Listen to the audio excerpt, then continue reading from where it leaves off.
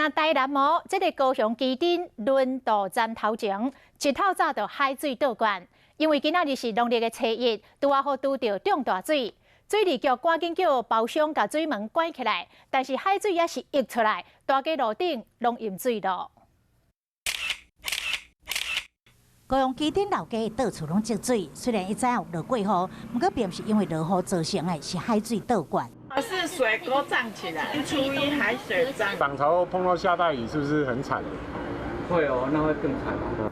到初15拢会海水倒灌，这是基丁人的噩梦。其实基丁地区经常会拄到电流出现无风无雨，市区道路所淹水的现象。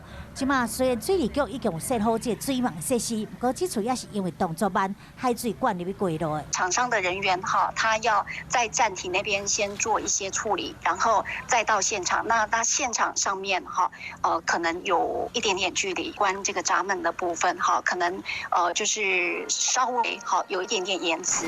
台出的气象我都避免，基丁部分地区地势较低，受到潮汐影响，比风台豪雨更加严重。希望相关单位会当加强，然后基丁老街这个有名的观光景点，卡袂到海水倒灌的困扰。